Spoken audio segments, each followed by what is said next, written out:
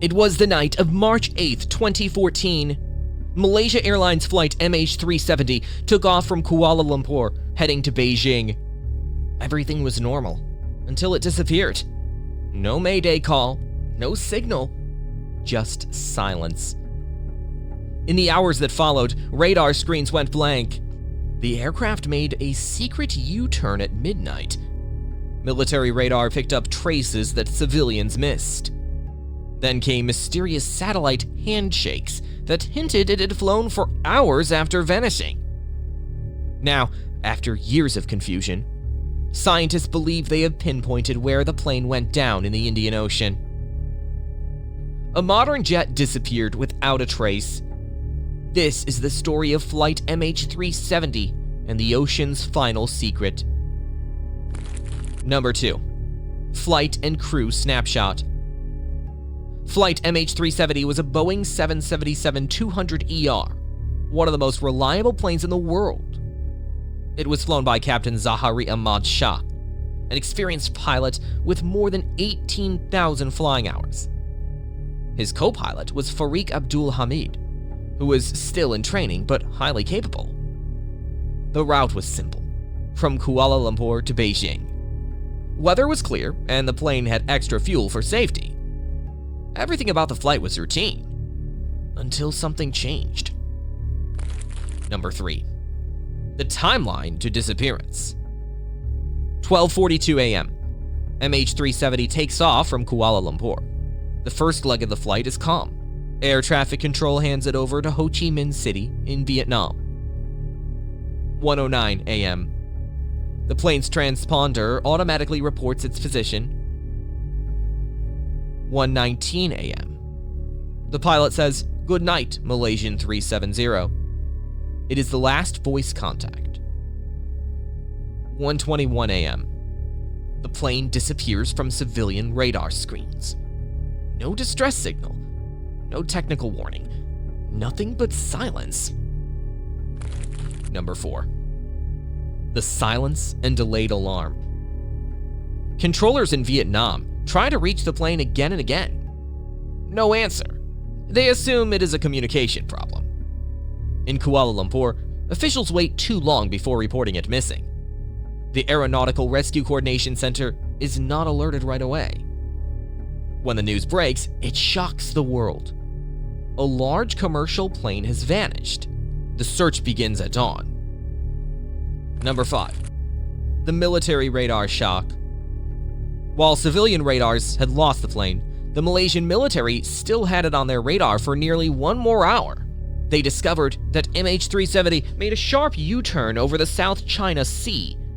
It then crossed the Malaysian peninsula, flew close to Penang, and headed toward the Malacca Strait.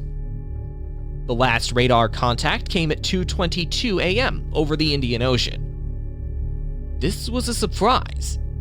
While everyone thought the plane had gone north toward Vietnam, it had actually turned around and flown west into total darkness. Number 6. The satellite handshakes.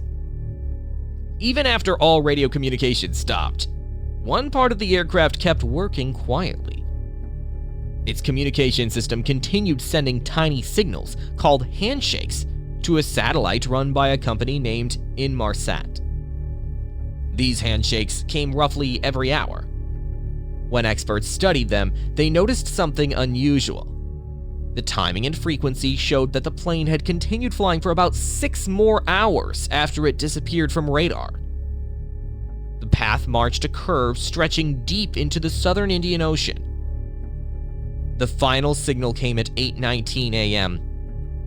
Soon after that, fuel must have run out, and the engines likely stopped. From that moment on, MH370 was gone forever. Number 7. The search moves south. At first, search teams focused on the South China Sea, where the plane was expected to be. But once satellite data pointed south, the search zone changed completely. The new area was in the southern Indian Ocean, one of the most remote and dangerous places on Earth. The region was larger than the entire country of India. Ships and planes faced violent weather, deep waters, and powerful waves. Finding a small object there was like finding a coin in a desert.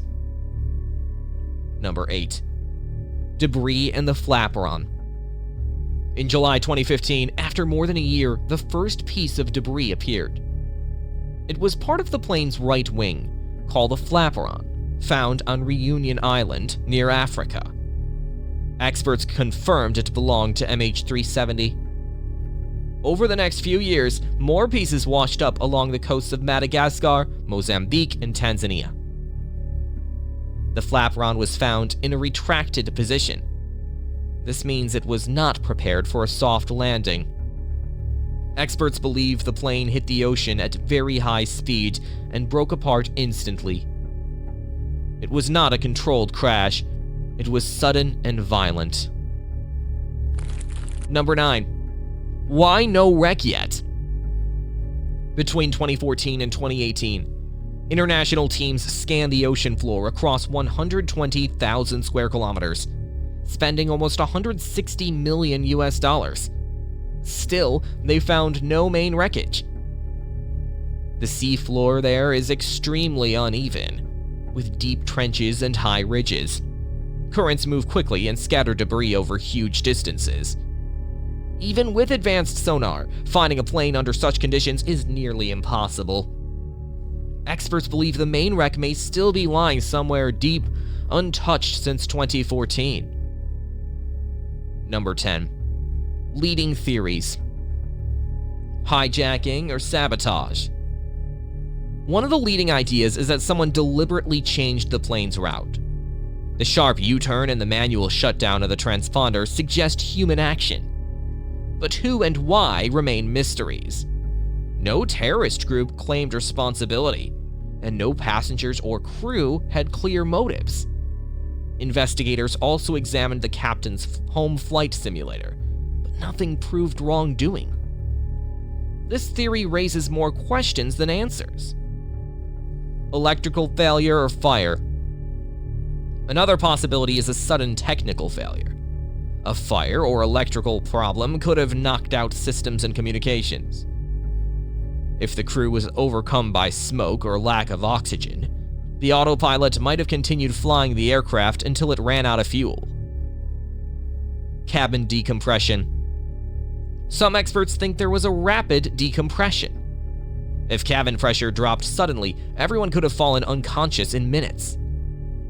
The plane might have flown straight and silent for hours before crashing. Since the black boxes have never been found, there's no way to confirm any of these theories. The truth about MH370 remains open.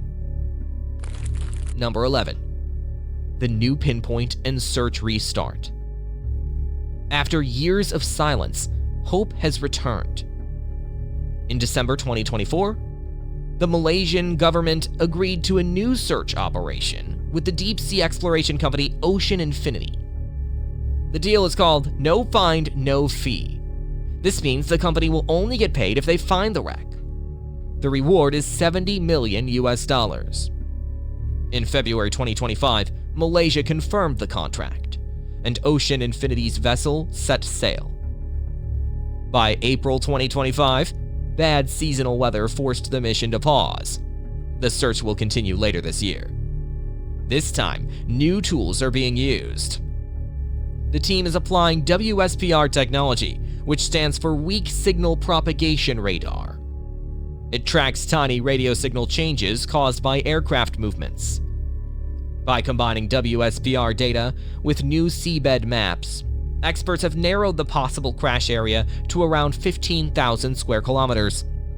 This is much smaller than before, and raises hopes that MH370 might finally be found. What it means, and what's next. Finding MH370 is not just about solving a mystery. It means closure for 239 families who have waited more than 10 years for answers. It also matters for global aviation safety. After MH370 disappeared, airlines and regulators made big changes. All planes are now required to report their positions more frequently. Satellite tracking has improved so that no aircraft can go missing for long. International cooperation during emergencies is stronger than before. If the new search succeeds, it will help scientists improve deep-sea search technology and strengthen future rescue operations. The mission will need accurate coordinates, advanced underwater drones, and calm ocean weather. For now, the ships are waiting for safer conditions, but the Malaysian government and Ocean Infinity both say they are committed. For families, this new effort has brought a small but real sense of hope. A plane cannot simply disappear, but evidence can. Somewhere under the dark waters of the Indian Ocean, the remains of MH370 still wait.